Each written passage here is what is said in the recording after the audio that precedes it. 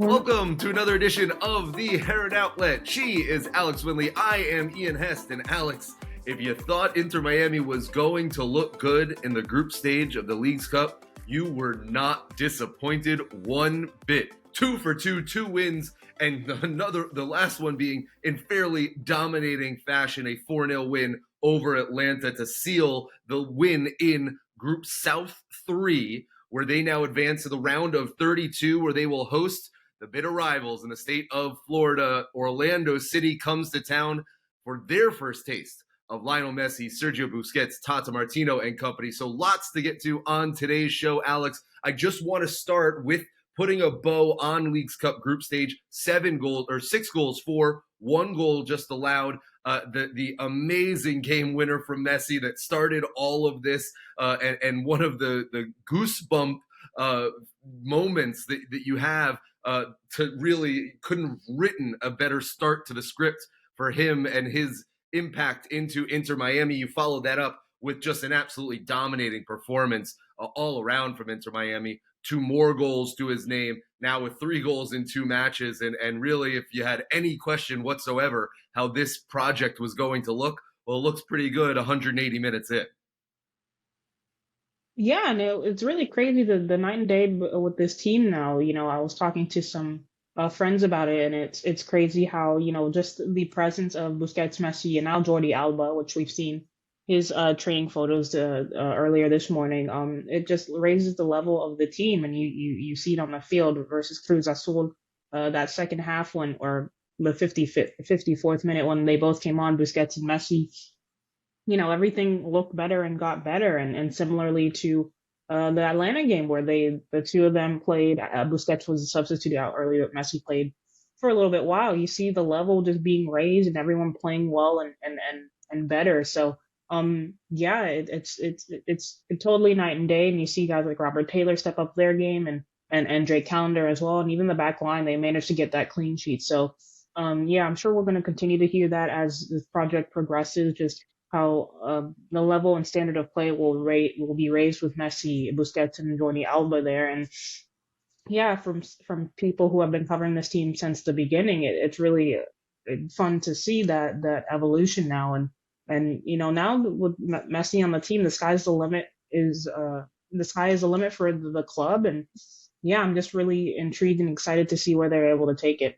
You had a tremendous breakdown on the Heron Outlet Substack. Everybody should go read it, theheronoutlet.substack.com, where you outlined tactically how Miami is looking differently under Tata, specifically looking at a 3-2-5 in attack, which, kind of, blows the mind a little given how Miami has played under other managers in other years in the team's history. Walk me through how it's looking and why this team is able, under these 2 guys specifically, Busquets and Messi, others around them are able to find so much more space and so much more creativity. You mentioned Robert Taylor, but it's also guys like Joseph Martinez, who had a beautiful dummy for Messi's second goal against Atlanta that was really running in a space that looked like a Joseph Martinez of old. Where are they finding all of these spaces and pockets for a guy like DeAndre Yedlin on the right, who's really benefited from Messi getting into these abnormal locations and opening up the game so much more? Yeah, because guys like the trio, well, mainly Messi and Busquets until Alba takes the field, they just suck guys in. They suck in defenders, and you're not gonna unmark Messi. You're gonna stick a body onto him. So naturally, that leaves spaces for other players like a Robert Taylor or DeAndre Yedlin or a Joseph Martinez, and it showed. Like you said, Joseph with the dummy on that second Messi goal, where the Atlanta defense just kind of gave up a little and decided to man mark Joseph, completely ignoring Messi at that back post. And the more that Miami continue to play together with these 3 new players, Alba, Busquets, Messi, they're going to get used to that and the amount of time they'll have on the ball, especially Busquets. Of all the players, you don't want him to have that much time on the ball. You see with the first goal, he just literally could have he just picked the pass and Miami scored within what was it, 10 minutes or 8 minutes? I think it was the eighth minute, but yeah, it's just really insane to see. And now I'm curious to see how Alba will get on and when he gets on the field. He's very technical and direct, and he'll hold down that left box, that left back spot, pretty well, and I'm intrigued to see how that goes. But yeah, you see it with now in the midfield with Busquets, especially, so much time now he has, and he's just a metronome. And if you were watching Inter Miami earlier in the season, you saw how when John Mata and Gregory went down, how badly the midfield needed that calmness in the middle. And now Busquets has that, and obviously with Messi on that right wing, cutting inside, you have a creator and someone who can score as well, which was what Miami was missing. So seeing, bringing in these two players, it just it was like the right puzzle pieces to what Miami needed. So and now that they have that, you see them looking like a completely different team.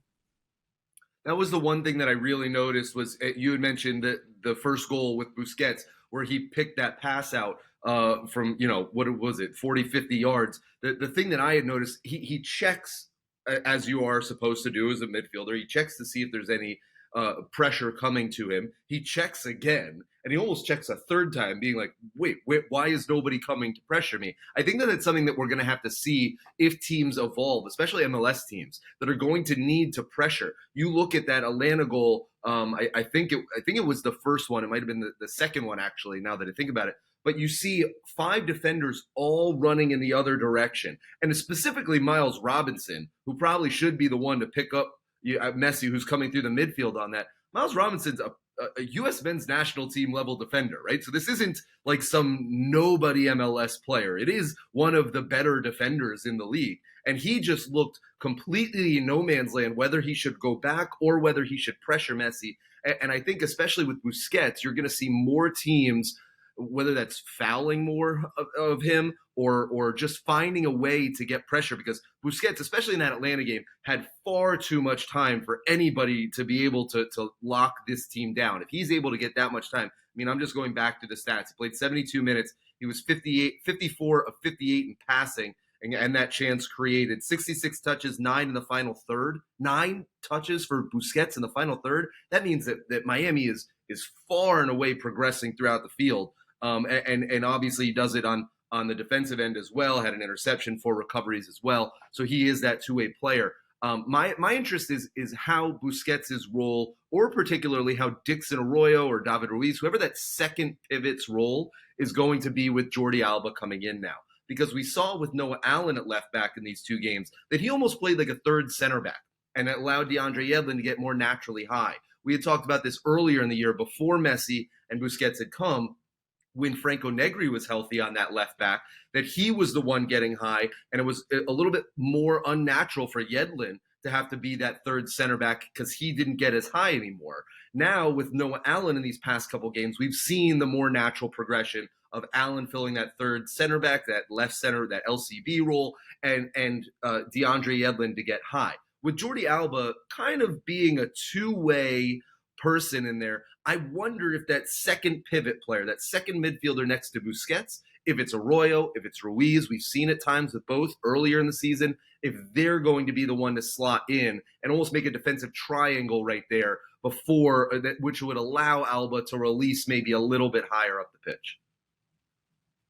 Yeah, I think Tata Martino now has a myriad of options now. They just recently signed Facundo Farias, which I thought was interesting in the press release. They didn't mention him as a winger, but specifically a midfielder. So I think that's telling to where he could play. Also listed as an attacking midfielder, but so is Messi. But we see so far Messi playing as a right winger. So I think Facundo Farias could play that left center midfielder role alongside Busquets as a single pivot. And I think the more interesting role will be that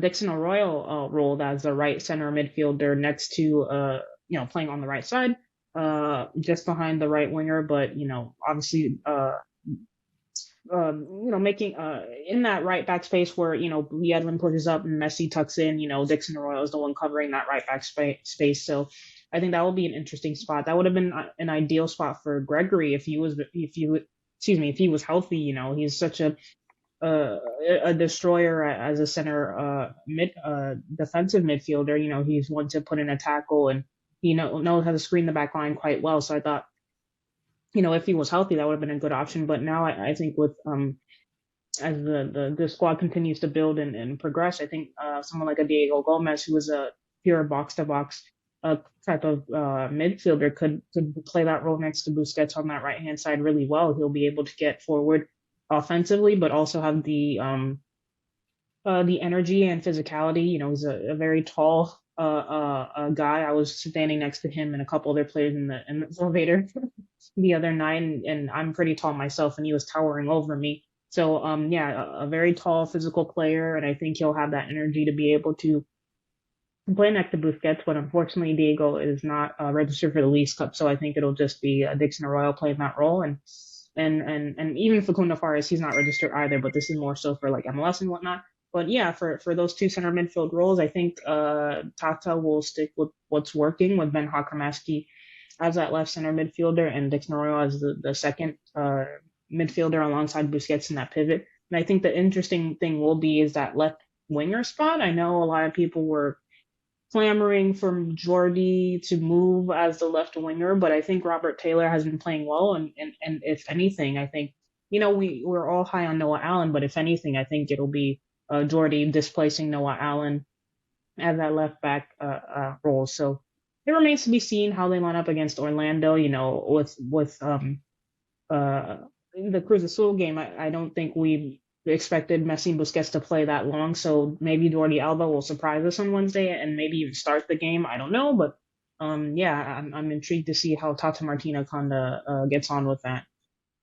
Yeah, we'll see. He's just been into training now. We'll have an introductory press conference with him on Tuesday to get to talk to him Tuesday morning and see Jordi Alba for the very first time, which will be very exciting. And that sort of the transfer window for Inter Miami for all of MLS closes on Wednesday. So we do expect Inter Miami has made its business, at least in the transferring in of players for the rest of the way. Facundo Farias coming in, like you had mentioned as well. Diego Gomez, who is neither registered for this tournament. Jordi Alba is registered for this tournament, but you brought up an interesting person before, Gregory, who we don't expect to be playing Wednesday, maybe, or even the game after. But he is registered for this tournament. If that was a remarkable ability for him to get back on the pitch, we're getting into August now. That's about a month ahead of schedule, 5 weeks ahead of schedule from when we had expected him to even be back. So that would be a tremendous progress and recovery for him.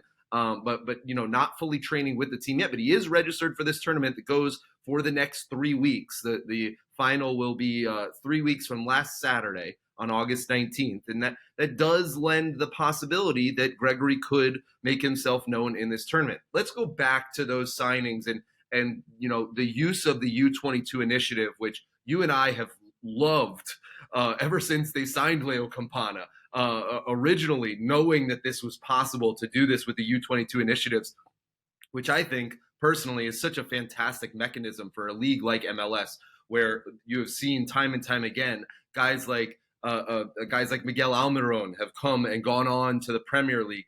It wasn't a U22 guy, but it's a guy like Tati Castellanos who came through NYCFC. But using this not as a retirement league, but instead as a developmental league to get people into Europe. This is a perfect opportunity for guys like Diego Gomez, Facundo Farias, and even guys that are here currently now, Benjamin Kremeshki, et cetera, that we've talked about, David Ruiz, et cetera, that I think for them to develop with the eyes that are going to be watching them, I love it.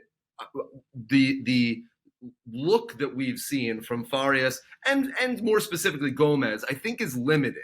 So I'm interested to see how they start to fit in. I think from that perspective, there is still a very much a player development idea. I remind you, Miami has one of the best player development academies and player development systems in all of MLS, in all of North America, frankly. And the coaching at the academy is fantastic. So the idea of getting these guys in and playing with these top-notch players, but also developing them in their own careers is going to be very interesting for me. What did you like most about these U22 signings as we get ready for their introduction into Inter Miami? Yeah, obviously that they're young and youthful, and a lot of them are under the age of 21. Facundo Farias, he's 20.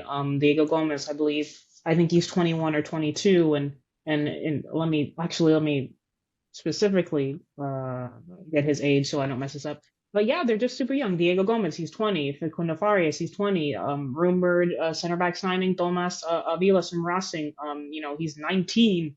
It's just the amount of of of youth that's coming in, and I'm just I think that this specific South American flair that Miami are bringing in, obviously, I think that's what the original fans they wanted the club to be initially, bringing in young South American talent with superstars with the combination of academy players, and it took them a little while to get to this point, but now we're seeing young South American players come in and the academy players doing well, and now you have literally one of the greatest players of all time, if not the greatest, Lionel Messi, playing for the team. And I think that's what Miami wanted initially, but now it took them, 4 years, but now they're here. But yeah, I'm extraordinarily impressed with all three of them, and I'm excited to see them take the field. I think especially a player like Diego Gomez, the midfield has been such a sore spot for Miami this season with all the injuries, and now you have a young a player who's on a 5-year contract, so he's not just going to be here for the duration that Messi, Alba, and Busquets are. This is also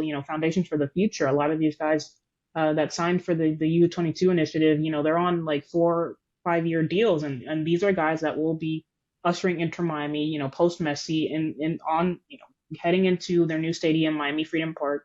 These will be the guys that will, be the foundation of that next step once, Messi and Busquets and Alba are gone. So I think that's the most exciting part. But also with the big three here, they're younger players that will do the running for the three of them. And so you don't want Messi to defend. You don't really want Busquets to defend, which I mean he can. He's still very good at it if you look at his advanced stats, but you want them pushing forward. Same thing with Jordi Alba, even though he's a fullback, you want them pushing forward and using their best attributes to continue and just kind of push the offense. So bringing in those three guys, Farias, Avilas, rumored or reported, soon to Yeah, I happen, should have mentioned it and before. Yeah. yeah, and Diego Gomez. Yeah, it's just going to be really cool to see that mixture of those world class talents in the trio and the U22 initiative players alongside the academy players, and also guys like Joseph Martinez and Robert Taylor, who are very good in their own right, kind of gel, and it's up to Martino to make it work. But I think once it starts once it starts working, I think we're going to see stuff that we did versus Atlanta, but like 10 times more efficient than they already were in the final third. So it'll be really cool to see that evolution.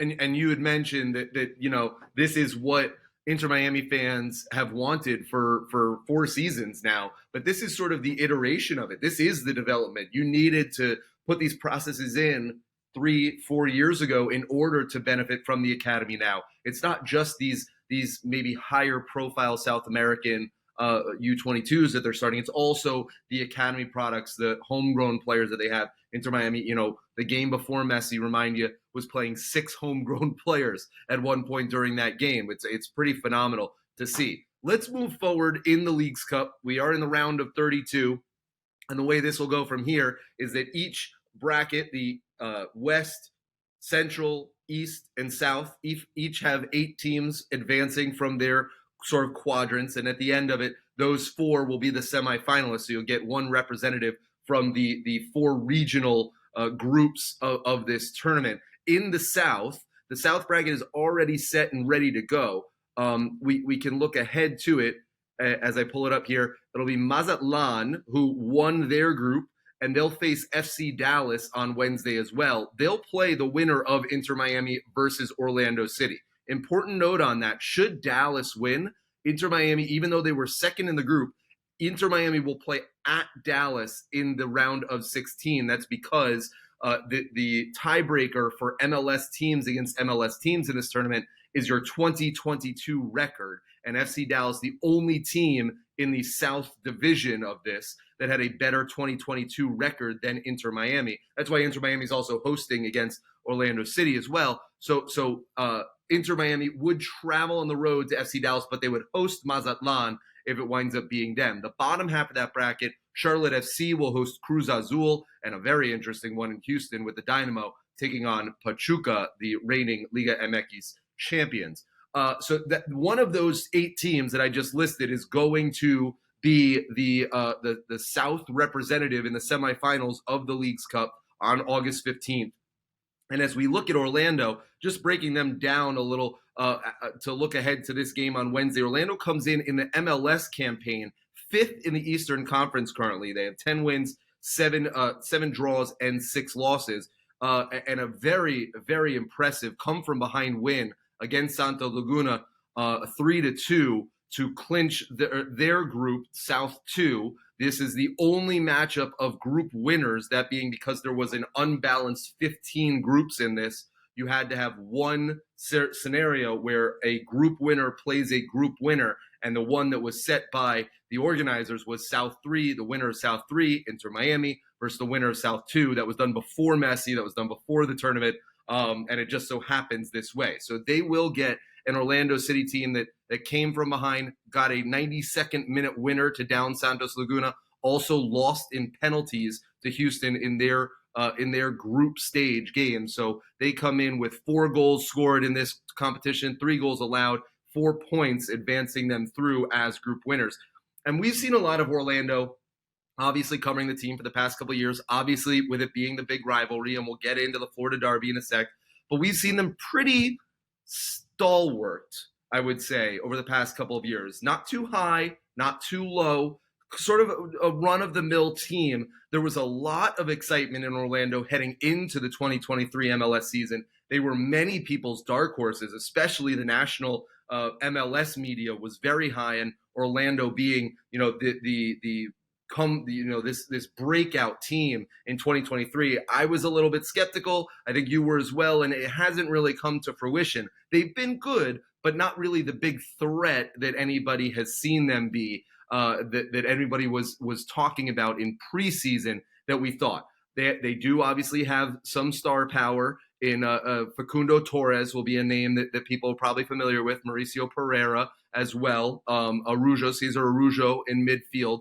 They run that standard 4-2-3-1 that we've seen them do all time and time again under Oscar Pareja in years past. The interesting one for me is the upstart striker for them, Duncan McGuire, this young 22-year-old who has really played, hasn't gotten a full 90, but in the past 7, 8, 9, 10 games has really come on and gotten a bulk of the minutes as that lone striker up top, and really isn't a big, tall center striker like you might expect, maybe a little bit more in the Joseph mold of being a quick and speedy guy that tries to pull 2 defenders when maybe only one should go. And he's been very effective in that regard. From what you've seen of Orlando in the group stage, or maybe earlier on in the season when they came down to Drive Pink Stadium and beat Miami 2-1, what have you seen that Miami fans should be on the lookout right immediately?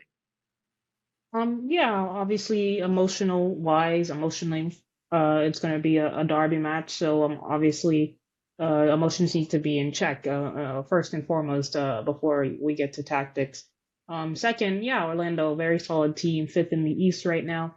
They've got a good squad filled with a mixture of older and younger talent. I obviously you have to look out for Facundo Torres, who is one of their main attacking threats. Obviously a winger, the Uruguayan winger who's had a solid season in MLS this year with a couple of goals. I'll get his stats right now: 7 goals in 20 matches, 2 assists. Which is a decent turnaround for the 23-year-old winger. Obviously, they have Mauricio Pereira, their number 10, also from Uruguay, who will pull the strings. They have the double pivot of Arujo and Cartagena, who will definitely be looking forward to that matchup against Messi. Obviously, with a lot of criticisms against Atlanta, towards Atlanta, was that Santiago Sosa, who was their defensive midfielder, he wasn't aggressive enough and didn't try to. I know a lot of people online, they were like, why didn't he get a yellow card to try to stop Messi? But Messi is really just inevitable, and I don't think you can't stop him. So I think with that Orlando double pivot of Cartagena and Arujo, it'll be a little bit more tougher than what Miami faced versus Atlanta. And yeah, like you said, Duncan McGuire, so another drafted striker similar to Orlando's really good at drafting these, ready to go and play an MLS type of strikers with, Kyle Aaron and now Daryl DK, and now they have Duncan McGuire, and he's been on a roll, 8 goals in 19 matches, so he'll be definitely be dangerous against a kind of suspect Miami defense. Obviously, attack wise for Miami is solid, but defensively, there are some concerns. But I think that this match will be, who can keep a clean sheet the best. I'm not worried about Miami not scoring. They will score goals. It's just whether or not the back line will be able to prevent this Orlando attack from scoring. They've got wingers that are pacey and a creative number 10 that can get them the ball. So I think that's the biggest fear. And two defensive midfielders that won't hesitate to put in a tackle and make the game super physical for both Busquets and Messi. So, yeah, it'll be a tough game. The emotions will be high, especially, I don't know if you guys saw that the mural that was, a kind of vandalized, and there haven't been any reports about that the mural, no reports about it being Orlando fans, but I think everyone is taking it that way. There haven't been any concrete evidence that it was Orlando fans, but even so, like it started the conversation back up again in regards to just the hatred between the two sides. So yeah, going to be a super emotional match. I'm sure Orlando City's fans will travel well, and on the field, I think it'll be a tougher match than what Cruz Azul and Atlanta were. So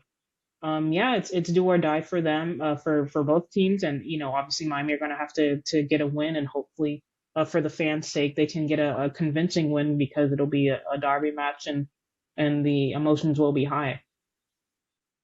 I'm smiling when hearing you say, of course, Miami will score their goals. It'll be a clean sheet if they can keep that. When, if we had that conversation, if we did have that conversation 3-4 weeks ago, it would have been completely in reverse. We would have been asking, where's Miami going to get goals from? Miami can't score. I don't see Miami finding a way to score. And Drake Callender, one of the best goalkeepers in MLS, playing, was one of the 3 finalists for MLS Goalkeeper of the Year last year, has been called into the U.S. men's national team now twice in 2023. And so to see that in reverse is just really, really shocking. I don't know if they do prop bets for Leagues Cup games, and I'm not giving betting advice or anything, but I would say that if they have a one on either Arujo or Cartagena to get a yellow card in this game, I think is pretty good odds that one of those two holding midfielders for Orlando, two very physical, very feisty midfielders, I think it's safe to say at least one of those two will get booked in some regard in this game, just with the emotions, like you said, and with them being naturally very physical, stick-in defenders or defensive midfielders. I do want to talk, though, because they do provide another thing. Cartagena showed it on the third goal that they scored that is very dangerous for Orlando is those second balls. They can very much drag a defense into a low block and then pull the cut back very much. Orlando gets very successful in getting into wide spaces. The cross comes in and you think you have a small clearance, and that turns into a goal-creating opportunity because they're able with numbers to push forward so high that it drops your defense in, and that leaves that space in between the defense and the basically attacking midfield. If you think of everybody dropping in a defensive block, I wonder. You mentioned earlier with Messi not wanting to defend or shouldn't have to. I think we can both agree. Joseph reluctant at times to defend as well. That if they do get stretched, how do you fill that gap? That's going to be my big question here, because Orlando loves to find that secondary space to attack. It's not so much as they're dangerous with that first ball. It's always that second ball that can get you. Yeah, and I think that's a big worry. But I think at the Atlanta game, they tried to do that with Thiago Almada, just kind of leading that counterattack in a sense, and using their fullbacks and Brooks Lennon specifically, just kind of to use those wings in those spaces to put in crosses. Orlando kind of plays similarly, but they are much more directed in their play, and they're very, very direct and very aggressive. And Miami will, you don't want to give out counterattacking opportunities for them. So I think that'll be a big concern, especially with you know um a relatively slow back line. Obviously Kristoff and Miller have been solid and they kept the clean sheet, but they're not the quickest center back duo, and that is also a worry. And then You have Yedlin, who is kind of playing as a winger with Messi tucking in on that right hand side. He does have pace, but when he's all the way forward, as an attacking option, and Orlando are able to break on that side, it'll be a long night for Yedlin if he's going to have to continue to do that back and forth. So Miami will have to be careful, obviously, but if Dixon Arroyo and the three center midfielders, including Busquets, if they get it correct, and Busquets, even though he's up there in age, he still has really good defensive stats for what he's 35 now, so still very good in the air, still very good tackling with those long wiry legs of his. So it's just the speed, but Busquets has really good positioning, so I'm not too concerned. But yes, that is a concern for Inter Miami as a whole. Those counterattacking opportunities that Orlando will find, but if they want to play that game, I think Inter Miami are just fine. Playing that box to box counter attacking role with Messi, Joseph, and heck, even maybe Robert Taylor starting. You saw how potent they were against Atlanta. So if Orlando want to play that game, then I think Inter Miami will be fine. Trading blows with them in that regard.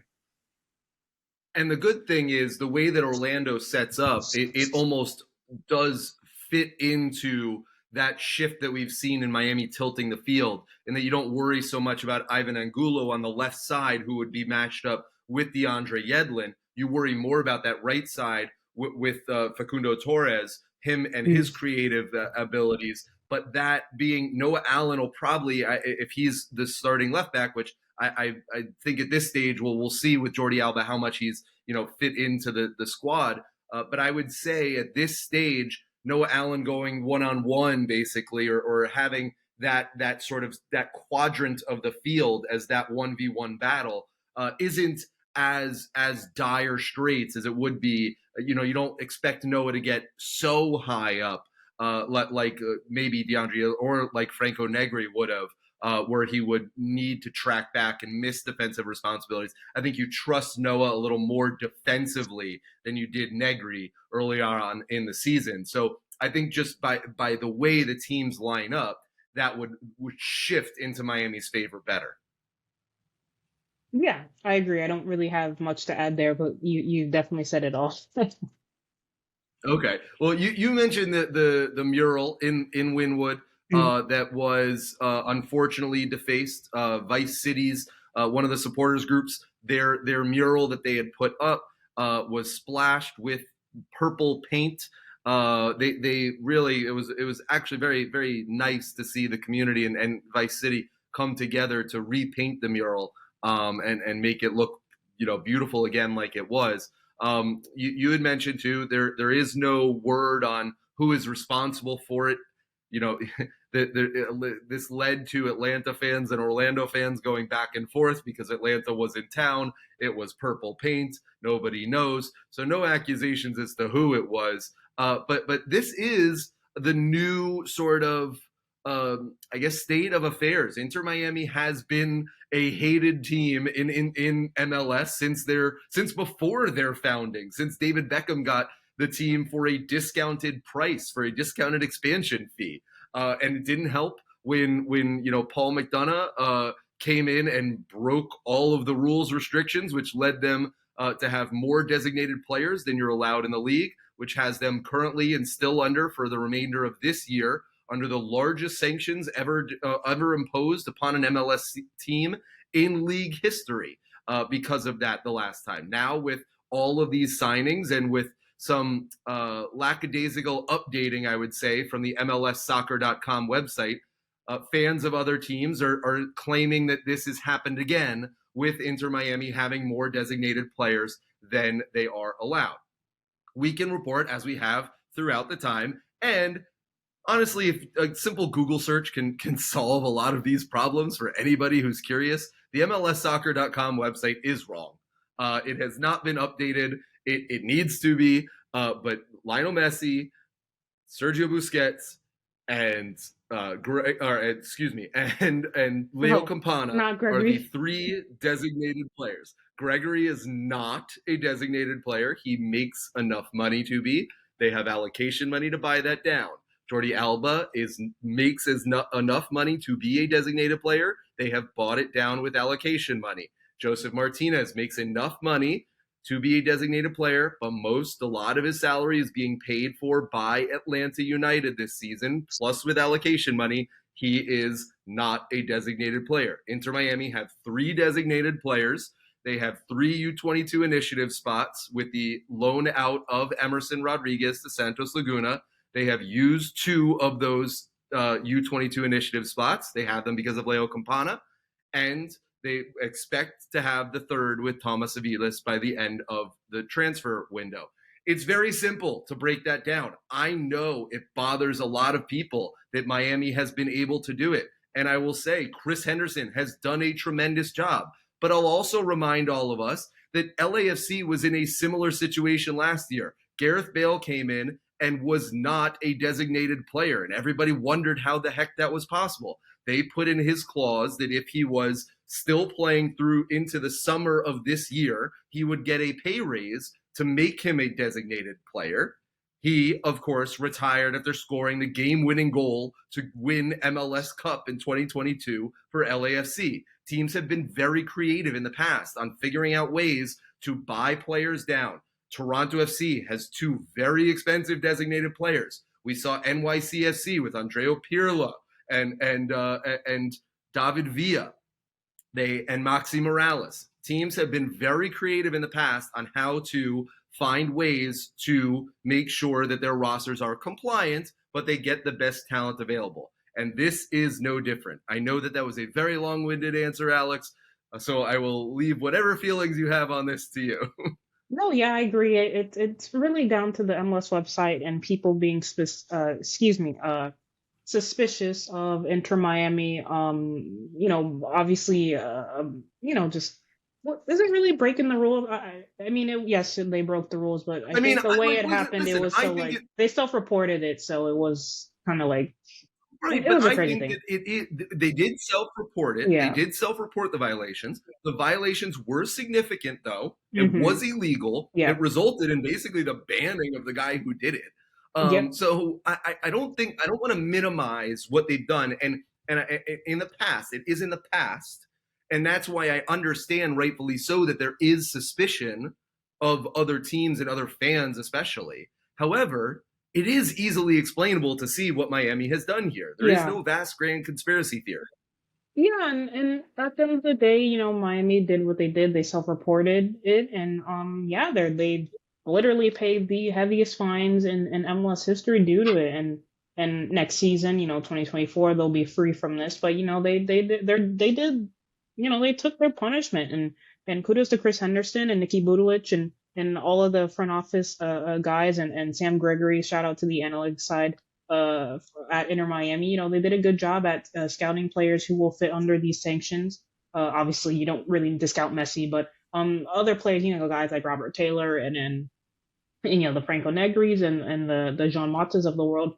Shout out to them bringing in players that would be able to fit under these sanctions, knowing that, and we've heard Jorge Mas talk about how acquiring Messi was like a 3-4 year process. With this in the back of their mind, shout out to them for fitting players under this sanctions cap wise that will be able laid the foundation to be able to bring in Messi and to be able to complement them. Obviously, Jean Mata is injured, but guys like Robert Taylor, trading for Kamal Miller, bringing Krivstov in, obviously we didn't foresee the homegrowns flourishing like this, but the foresight of bringing them up to the first team. I think guys like Ben Kremeski, I think he just signed his first team contract this offseason. So no one could have foreseen. We all knew he was talented, but just him playing well was not a shock, but a shock. But they're all good. But yeah, the foresight just to lay the foundation for this, and knowing that Messi was probably imminent, and it just the sanctions.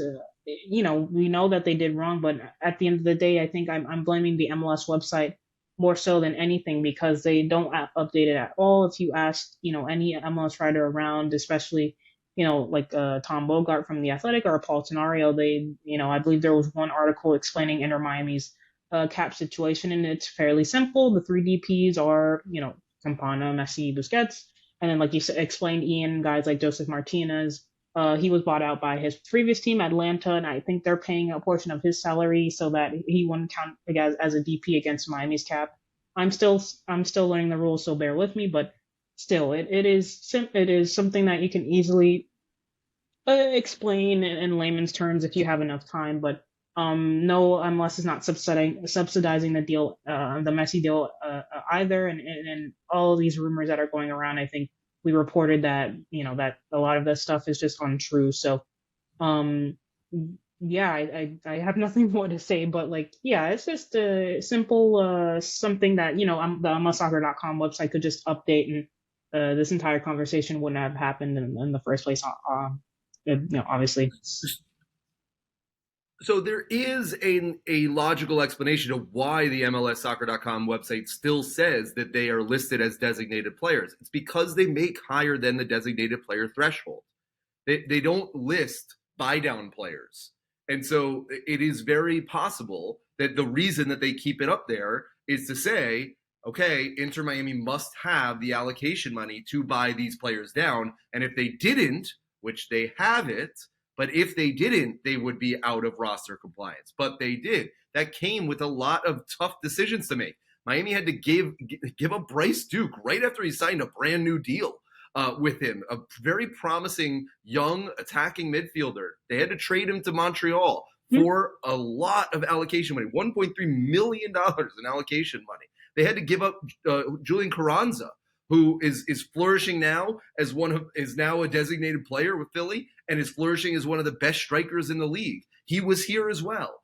They've had to make decisions on Lewis Morgan, who's and Andres Reyes. They had to get rid of Aime Mabika to Toronto. So, I mean, there's a lot of instances here where Miami had to give up stuff to be roster compliant. The funny part, and I want to switch this to the funny part, Alex, because you mentioned this, the sanctions expire at the end of this year. So a lot of these guys that Miami has signed, if you look in each one of them, especially the young guys, they are signed through like 2026. Almost all of them are signed through 2026. So Miami in this offseason is going to have a ton of money to spend in terms of allocation money. They could, again, even still with all of this, after this year, add 2 or 3 players that are in that designated player category. But because that money is going to be freed up from the caps, no longer from the sanctions no longer hitting the cap, they will have more money to spend without having to give up so much. And I think that even, I know that we're in the middle of the season now, but this offseason, Alex, it could be even more interesting than this own transfer window that we've just lived through. Yeah, I think that's an exciting part, and I maybe it's too soon to say, but I'm gonna go ahead and say it. I think 2024 will be the first season that you can genuinely consider Inter Miami to be MLS Cup contenders. Honestly, with like you said, with the sanctions easing up, and now they laid the foundation to be able to spend, to get the roster in a place where they can, challenge for MLS Cup next year. So, yeah, I think 2024, obviously 2023 is huge and bringing in all these signings, but I think 2024, and I think if you would ask Chris Henderson or even David Beckham or Jorge Mas, they would say 2024 is probably the first real chance that they have at an MLS Cup, and I think they want to win that in this 2.5 year window that Alba, Busquets, and Messi are here. And yeah, I'm just as journalists and writers covering the team, I think it'll be really cool to witness and to see all of this happen. So yeah, I think 2024 will be that big one. That off season is going to be absolutely huge, and we'll be here covering it here at the Heron outlet. So stay tuned. And we will be at the match Wednesday at Drive Pink Stadium. Inter Miami welcomes for the first time their in-state rivals in the Lionel Messi era as they take on Orlando City in the round of 32 in the League's Cup. Wednesday night from Drive Pink Stadium. Follow the Heron outlet for all the match day information and insight that you can get for that match. You can follow us on Twitter, Facebook, Instagram, on TikTok as well. You can subscribe to the heronoutlet.substack.com, get the newsletter, read Alex's amazing article on the tactics and how they have changed in the first couple of games of Messi and Busquets at Miami. You can also subscribe if you're watching us here on YouTube to our YouTube channel. Plenty of videos, interviews with the players, and more right here. Like, subscribe, click that thumbs up, give us a comment. We always love reading your comments as well. And you can get the podcast wherever you get your favorite podcasts, whether it be Spotify, Apple, Google, or YouTube Music. We are on all of wherever you can find your podcasts as well. It'll be a good one, that's for sure. Whether you call it the Florida Derby, the Sunshine State Derby, we still haven't really, the Turnpike Derby, whatever name you've settled on for it, we will see that what a good game will have in store. It's always fun when it's Miami and Orlando.